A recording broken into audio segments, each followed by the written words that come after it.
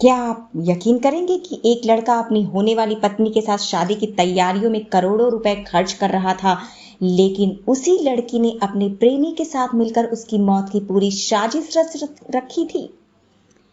क्या आप सोच सकते हैं कि जिस लड़की को एक परिवार अपनी बहू नहीं बेटी मान रहा था, वह लड़की उनके इकलौते बेटे को 600 फीट गहरी खाई में धक्का देने की योजना बना रही थी।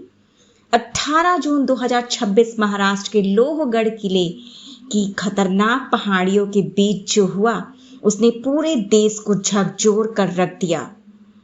यह कोई फिल्म की कहानी नहीं है, यह एक सच्ची घटना है जिसे सुनकर आपको अपनों पर से ही भरोसा उठ जाएगा।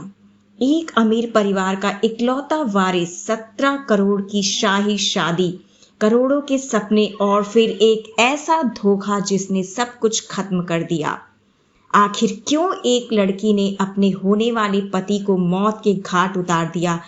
क्या था वह राज जिसे छिपाने के लिए एक मासूम की जान ले ली गई? आज की यह कहानी आपको अंत तक बांधे रखेगी, इसलिए वीडियो को पूरा जरूर देखिए, क्योंकि इसका अंत आपकी सोच बदल सकता है।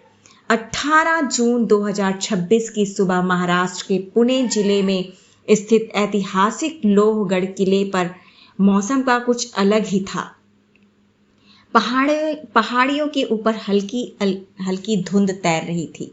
तेज हवाएं प्राचीन पत्थरों से टकराकर सीटी जैसी आवाजें पैदा कर रही थी और नीचे फैली गहरी खाइयां किसी भी इंसान के मन में डर पैदा कर देने के लिए काफी थी। लेकिन उस दिन वहां जो होने वाला था उसने पूरे देश को हिला कर रख दिया।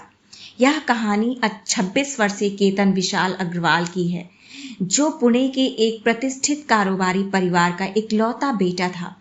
केतन सिर्फ अपने परिवार की दौलत की वजह से नहीं, बल्कि अपनी काबिलियत की वजह से भी जाना जाता था। उसने अमेरिका के प्रसिद्ध बैप्सन कॉलेज बोस्टन से MBA की पढ़ाई पूरी की थी। पढ़ाई खत्म करने के बाद वह भारत लौटा तो उसके पिता विशाल अग्रवाल ने गर्व के साथ अपने 600 करोड़ रुपए के कारोबार सक्सेस ग्रुप की जिम्मेदारी उसे सौंप दी। परिवार में खुशियों की कोई कमी नहीं थी। अब बस एक ही सपना था, केतन की शादी। इसी दौरान अग्रवाल परिवार की मुलाकात सिया गोयल से और उसके परिवार से हुई। 20 साल की सिया बाहर से देखने में शांत, संस्कारी और सरल स्वभाव की लड़की थी। उसके परिवार ने पुणे में उसके लिए एक बेकरी खोल रखी थी जिसे वह संभालती थी।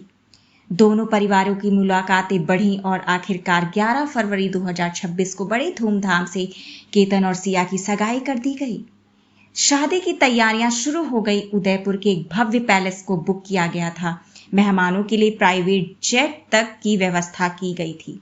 शादी का कुल बजट 17 करोड़ रुपए रखा गया था। केतन अपनी होने वाली पत्नी के साथ एक खूबसूरत जीवन के सपने देख रहा था, लेकिन उसे नहीं पता था कि जिस लड़की के साथ वह जिंदगी बिताने का सपना देख रहा है, उसके दिल में कोई और ही बसा हुआ है। सिया की जिंदगी में पहले से एक शख्स मौजूद था, चेतन चौधरी। चेतन की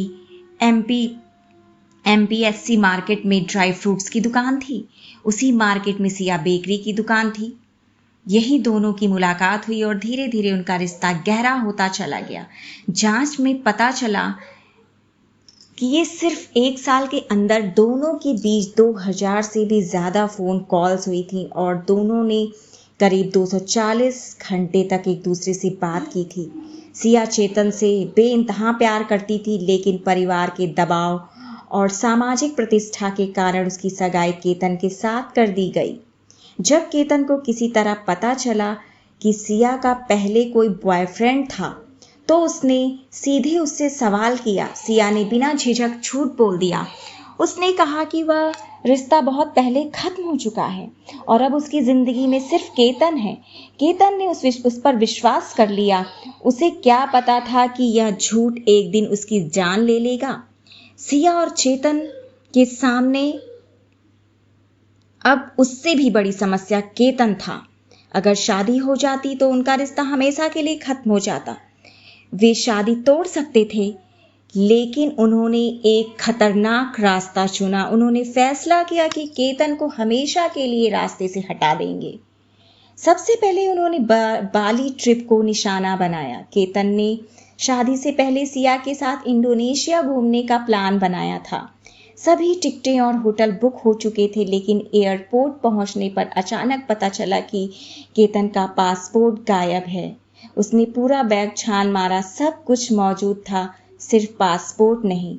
निराश होकर उसे ट्रिप रद्द करनी पड़ी। बाद में जांच में सामने आया कि पासपोर्ट गायब होना कोई संयोग नहीं था, यह सिया की सोची समझी चाल थी। इसके बाद उन्होंने लोहगढ़ किले को चुना। 31 मई को सिया पहली बार केतन को ट्रैकिंग के बहाने वहां ले गई। योजना थी कि उसे खाई में धक्का दे दिया जाए, लेकिन उस दिन भीड़ ज्यादा थी, सुरक्षा कैमरे भी लगे हुए थे, इसलिए योजना टाल दी गई। 14 जून को सिया ने फिर कोशिश की। इस बार वह केतन को किले के एक सुनसान हिस्से में ले गई। वहां पहुंचकर जब केतन पहाड़ियों का नजारा देख रहा था, सिया ने उसे पीछे से धक्का दे दिया। केतन अचानक नीचे लुढ़क गया, लेकिन किस्मत उसके साथ थी। गिरते गिरते उसका हाथ एक मजबूत झाड़ी से टकराया और उसने उसे पकड़ लिया। वह खाई के किनारे हवा में लटक गया। किसी तरह जान बचाकर ऊपर आया। सिया घबरा गई। उसने तुरंत रोने का नाटक शुरू कर दिया और कहा कि वहां अचानक एक सांप आ गया था, जिसे देखकर वह डर गई और गलती से उसका हाथ केतन को लग गया। केतन ने फिर भरोसा कर लिया। उसे लगा यह सिर्फ दुर्घटना थी, लेकिन 18 जून को तीसरी और अंतिम योजना तैयार थी। इस बार सिया अकेली नहीं थी, चेतन भी उसके साथ था। अपनी पहचान छिपाने के लिए उसने हुडी और कैप पहन रखी थी। मोबाइल फोन दुकान पर छोड़ आया था ताकि पुलिस उसकी लोकेशन ट्रैक ना कर सके। सुबह लगभग 10 बजे सिया और केतन लोहगढ़ किले के उस हिस्से में पहुंचे जहां लोग बहुत कम जाते थे। कुछ देर बाद चेतन भी वहां पहुंच गया और एक बड़ी चट्टान के पीछे छिपकर इंतजार करने लगा। सिया ने मुस्कुराते हुए केतन से कहा, जरा खाई के पास खड़े हो जाओ, मैं तुम्हारी तस्वीर लेना चाहती हूँ। केतन खुश होकर खड़ा हो गया। वह कैमरे की तरफ देख रहा था। उसे बिल्कुल अंदाजा नहीं था कि मौत उसके पीछे खड़ी है। अचानक चेतन अपनी छिपी हुई जगह से बाहर आया। एक पल के लिए उसकी और सिया की नजरें मिली और अगले ही क्षण दोनों ने मिलकर केतन को जोरदार धक्का दे दिया। केतन संतुलन खो बैठा। उसके मुंह से एक चीख निकली और फिर वह सैकड़ों फीट गहरी खाई में गिर गया। कुछ सेकंड बाद सब शांत हो गया। चेतन तुरंत वहां से भाग निकला। सिया ने अपना नाटक शुरू कर दिया। उसने रोते हुए फोन किया और कहा, मम्मी जी, केतन का पैर फिसल गया और वह नीचे गिर गया। यह सुनते ही अग्रवाल परिवार पर दुखों का पहाड़ टूट पड़ा। जब तक रेस्क्यू टीम पहुंची, काफी देर हो चुकी थी। घंटों की मशक्कत के बाद केतन का शव खाई से बाहर निकाला गया। डॉक्टरों ने उसे मृत घोषित कर दिया। जिस घर में कुछ ही दिनों में शहनाइयां बजने वाली थी, वहां मातम छा गया। लेकिन कहानी यही खत्म नहीं हुई। कुछ दिनों बाद सिया ने अपने व्हाट्सएप पर एक स्टेटस लगाया, तुम मुझे मेरे जन्मदिन पर अकेला छोड़ गए, वापस आ जाओ केतन। यह स्टेटस देखकर केतन की बहन को कुछ अजीब लगा। जब उसने सिया से पूछा तो वह घबरा गई और बार बार अपने बयान बदलने लगी। यहीं से शक की शुरुआत हो गई। केतन के पिता विशाल अग्रवाल ने पुलिस से दोबारा जांच की मांग की। मामला क्राइम ब्रांच को सौंपा गया। जांच शुरू हुई। एक सुरक्षा गार्ड ने पुलिस को बताया कि घटना वाले दिन उसने एक संदिग्ध युवक को हुडी पहनकर घूमते देखा था। इसके बाद पुलिस ने सिया का मोबाइल खंगाला। कॉल रिकॉर्ड देखकर अधिकारी भी हैरान रह गए। एक ही नंबर पर हजारों कॉल। वह नंबर चेतन चौधरी का था। अब जांच तेजी से बढ़ने लगी। सीसीटीवी फुटेज निकाले गए। उसमें हुडी पहने एक युवक स्कूटी से किले की तरफ जाता हुआ दिखाई दिया। दुकान के कर्मचारियों ने भी पुष्टि कर दी कि घटना वाले दिन चेतन अपना मोबाइल दुकान पर छोड़ गया था।